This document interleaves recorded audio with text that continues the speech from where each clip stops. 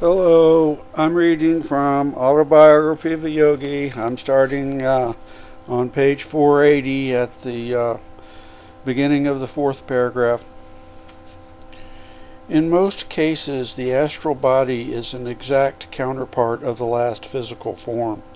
The face and figure of an astral person resembles those of his youth in his previous earthly sojourn. Occasionally, someone like myself chooses to retain his old age appearance. Master, emanating the very essence of youth, chuckled merrily. Unlike the spatial three-dimensional physical world, cognized only by the five senses, the astral spheres are visible to the all-inclusive sixth sense, intuition. Sri Yukteswar went on, by sheer intuitional feeling, all astral beings see, hear, smell, taste, and touch.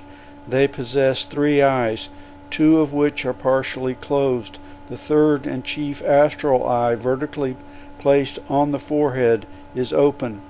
Astral beings have all the outer sensory organs, ears, eyes, nose, tongue, and skin, but they employ the intuitional sense to experience sensations through any part of the body.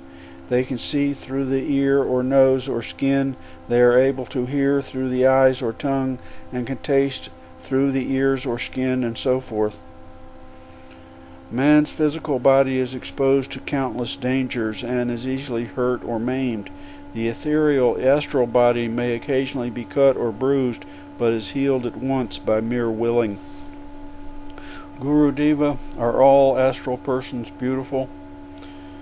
Beauty in the astral world is known to be a spiritual quality and not an outward conformation.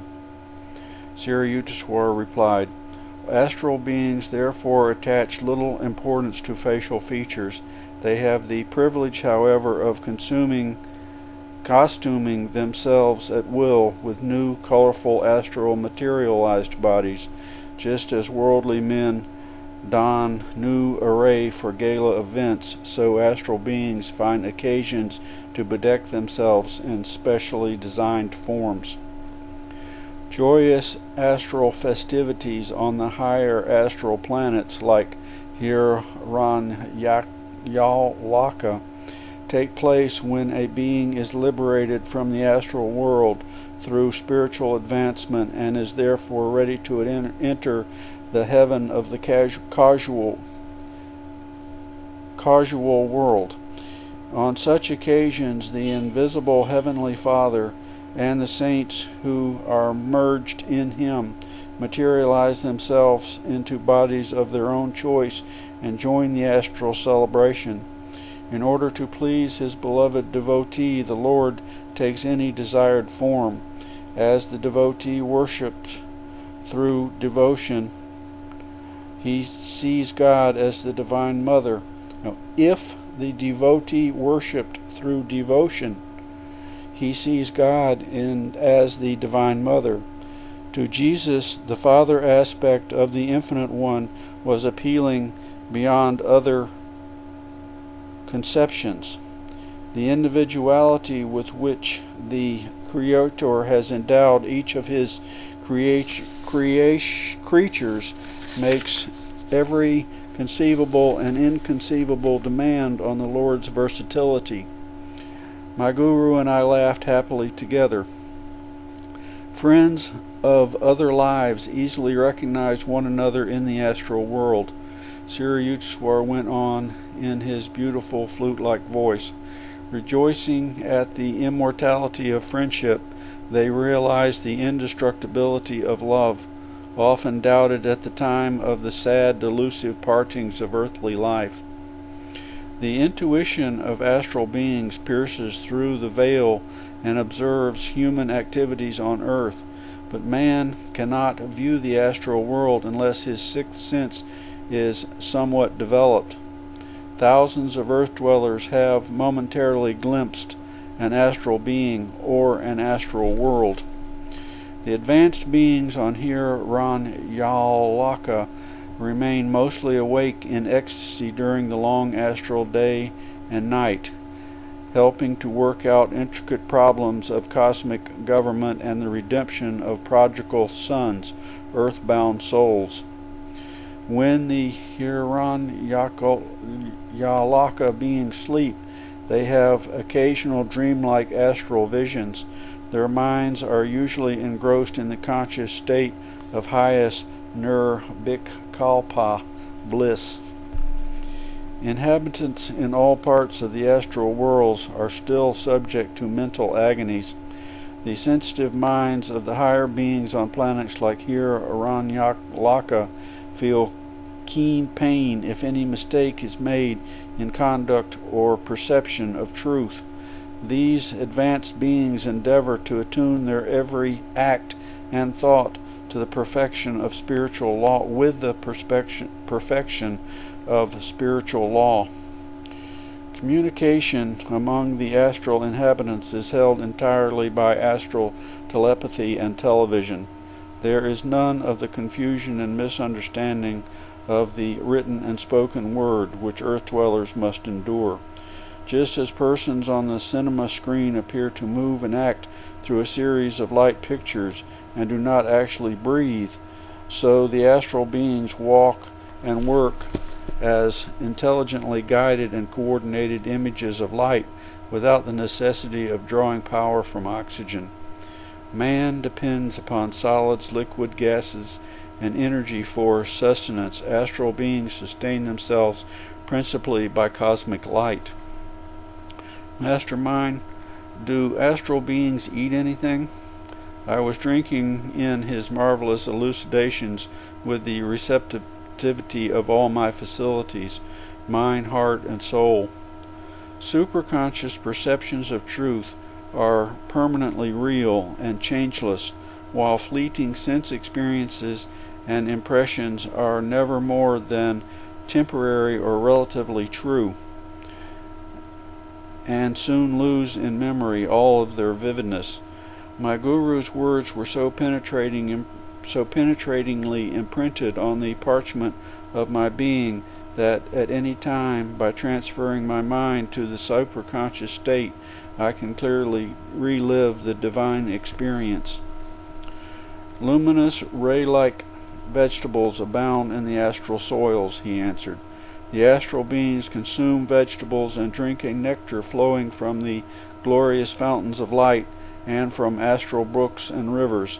Just as invisible images of persons on earth can be dug out of the ether and made visible by a television apparatus, later being dismissed again into space, so the God-created unseen astral blueprints of vegetables and plants floating in the ether are precipitated on an astral planet by the will of its inhabitants.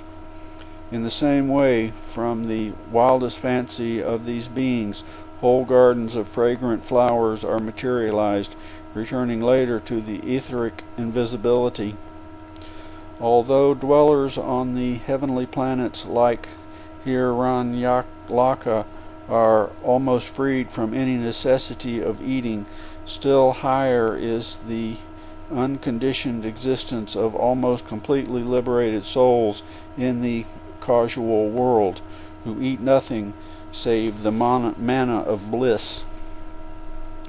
The earth-liberated astral being meets a multitude of relatives, fathers, mothers, wives, husbands, and friends acquired during different incarnations on earth.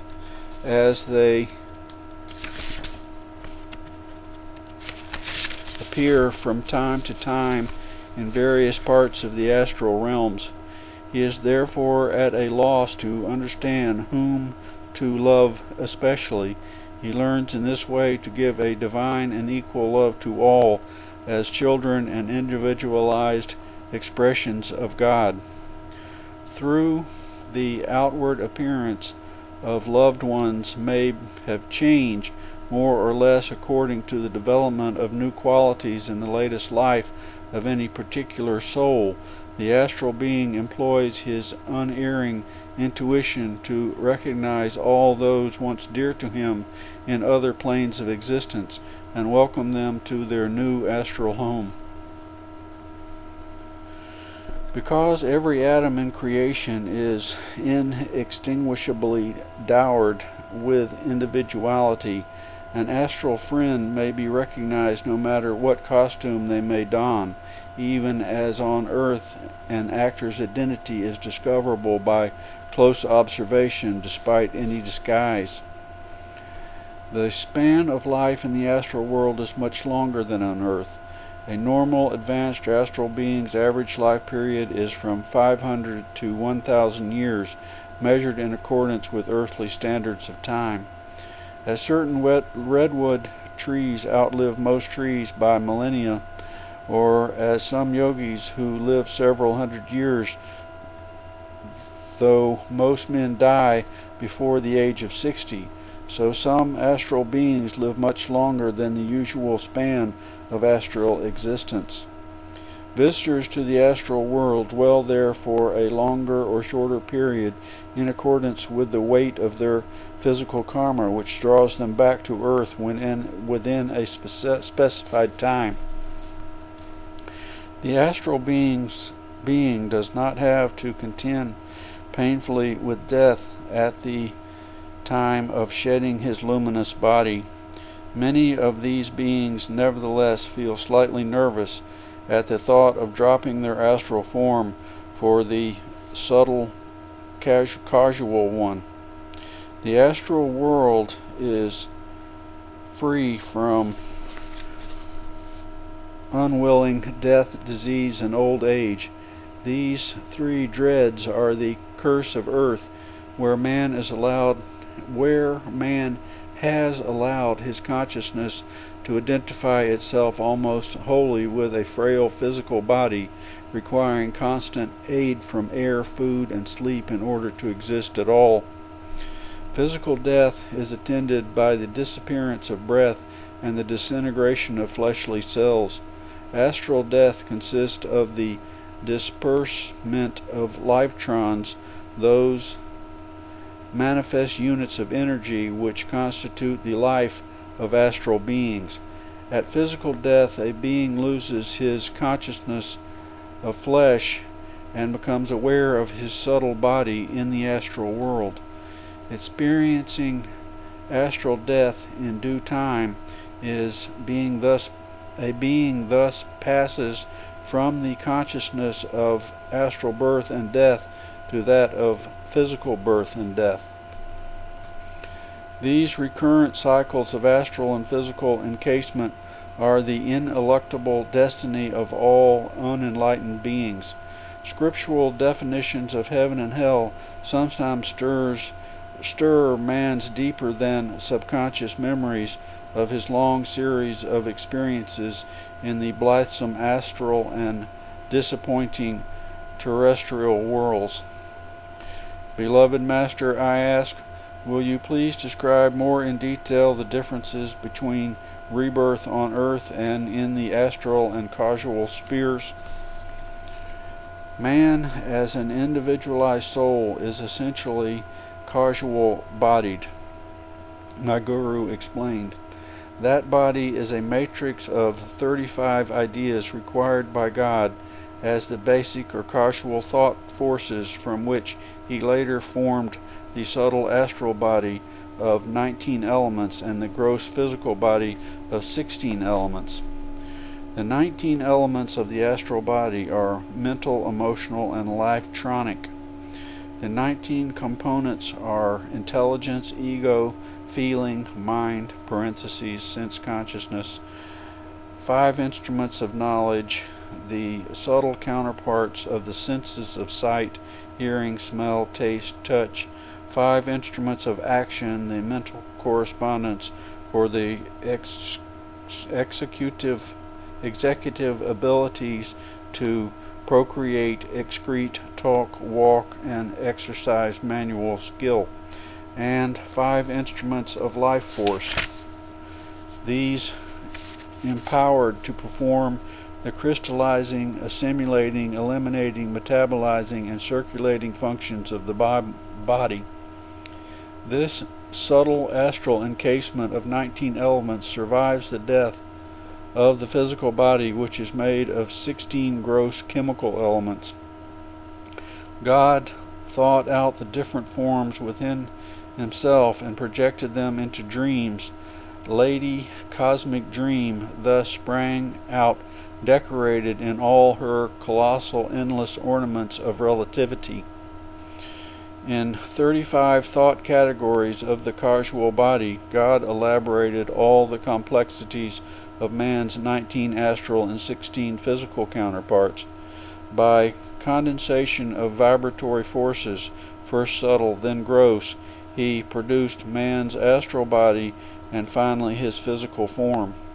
According to the law of relativity, by which the prime simplicity has become the bewildering manifold, the causal cosmos and the causal body are different from the astral cosmos and the astral body. The physical cosmos and physical body are likewise characteristically in variance with the other forms of creation. The fleshly body is made of the fixed, objectified dreams of the Creator. The dualities are ever present on earth: disease and health, pain and pleasure, loss and gain. Human beings find limitation and resistance in three-dimensional matter. When man's desire to live is severely shaken by disease or other causes, death arrives. The heavy overcoat of the flesh is temporarily shed. The soul, however, remains encased in the astral and causal bodies. The cohesive force by which all three bodies are held together is desire. The power of unfulfilled desire is the root of all of man's slavery. Physical desires are rooted in egotism and sense pleasures. The compulsion or temptation of sensory experience is more powerful than the desire force connected with the astral attachments or causal perceptions.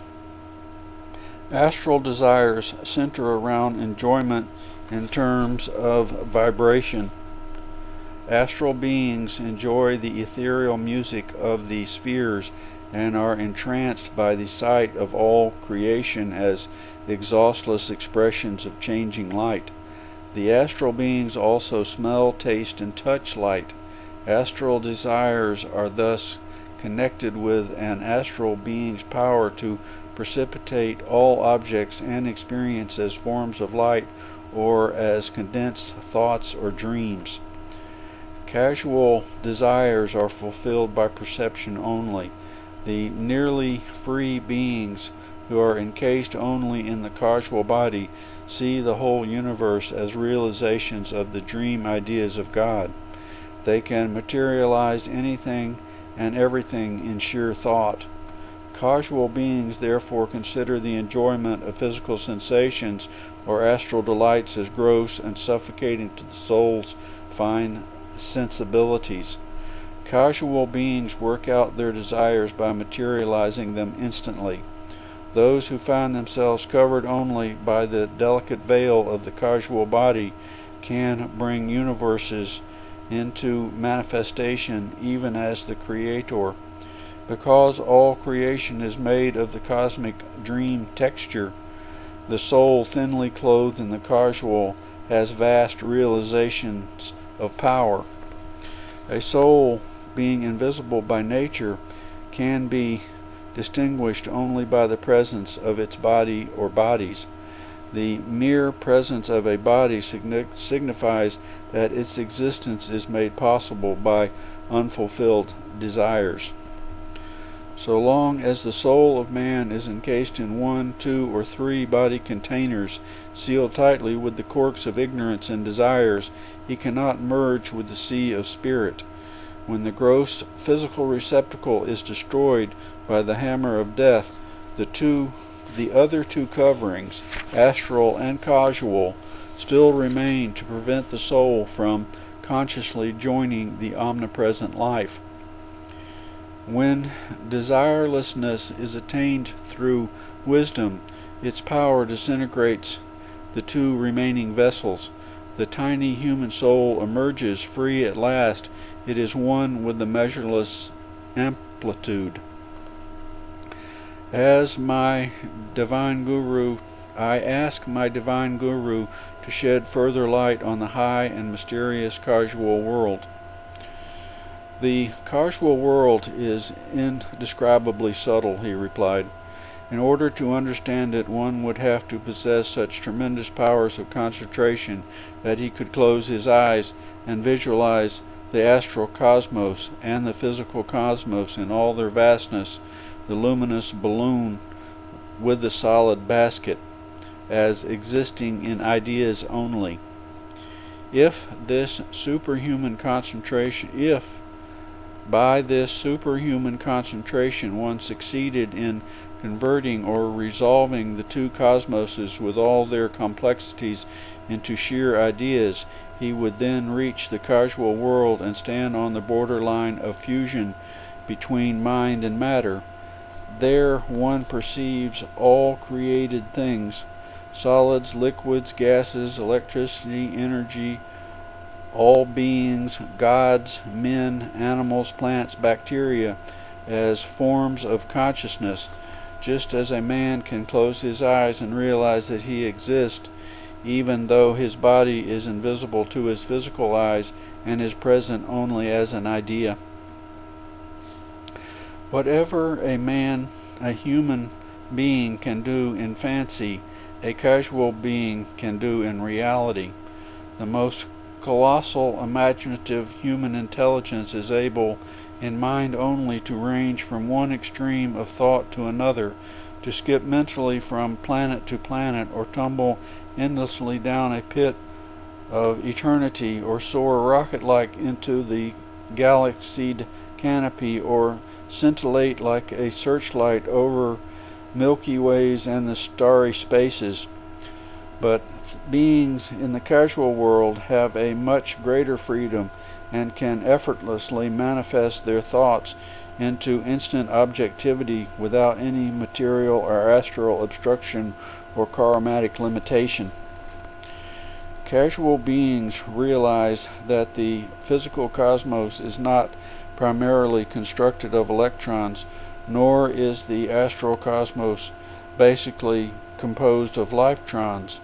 Both in reality are created from the minute particles of God thought, chopped and divided by Maya, the law of relativity that apparently intervenes to separate creation from its creator. Souls in the causal world recognize one another as individualized points of joyous spirit. Their thought beings are the only objects that surround them. Causal beings see the difference between their bodies and thoughts to be merely ideas.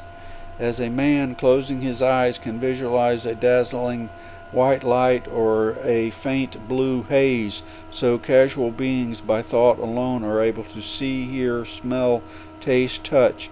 They create anything or dissolve it by the power of cosmic mind.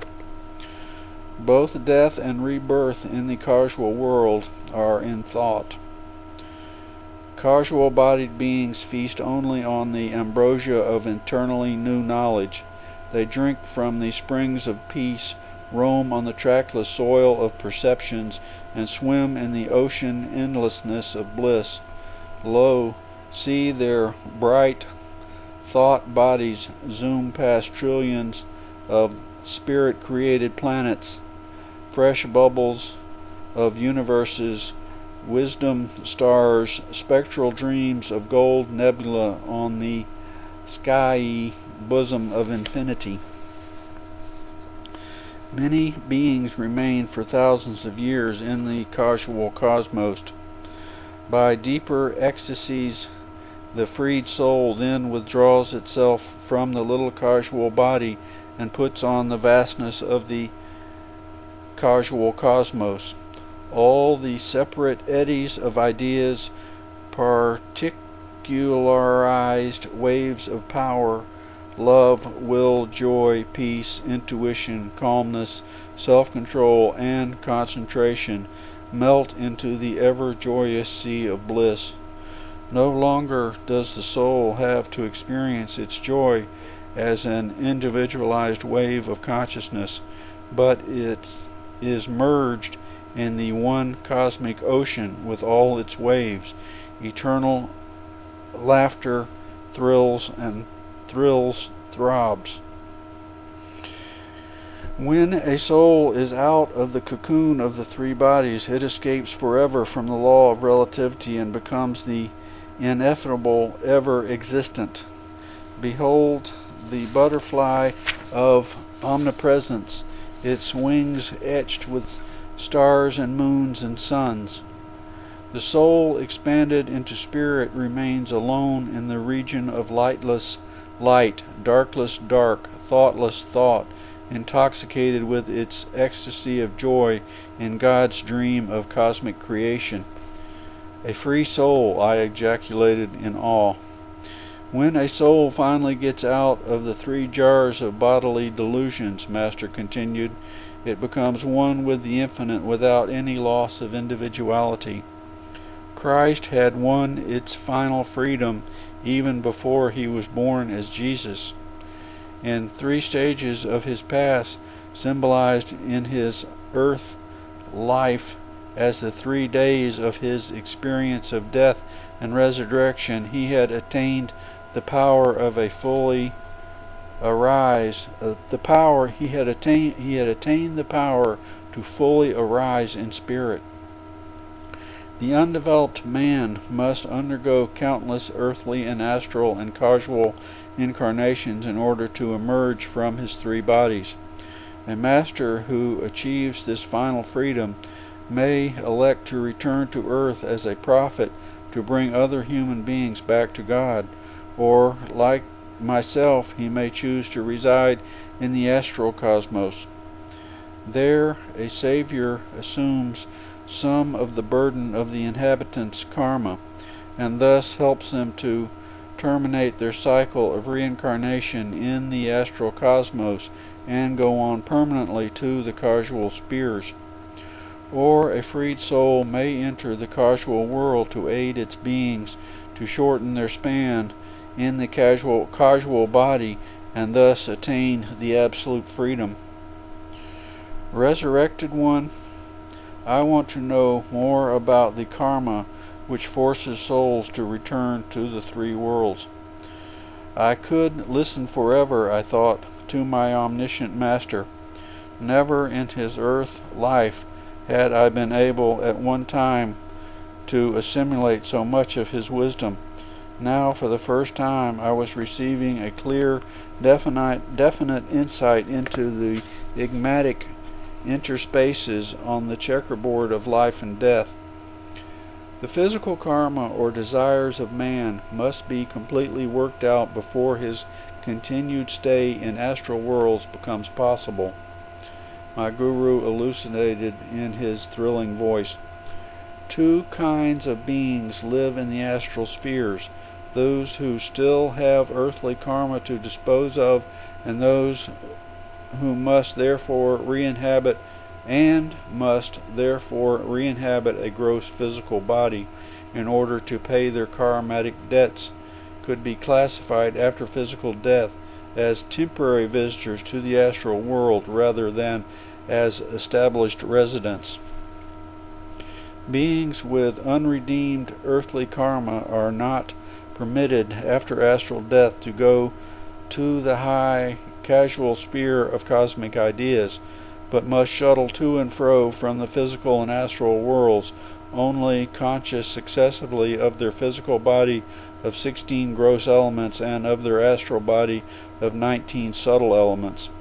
After each loss of his physical body, however, an undeveloped being from the earth remains for the most part in the deep stupor of the death sleep, and is hardly conscious of the beautiful astral sphere. After the astral rest, such a man returns to the material plane for further lessons, gradually accustoming himself through repeated journeys to the worlds of subtle astral texture. Okay, that's about 2/3 of the way down on page 491. I'll take up again next week.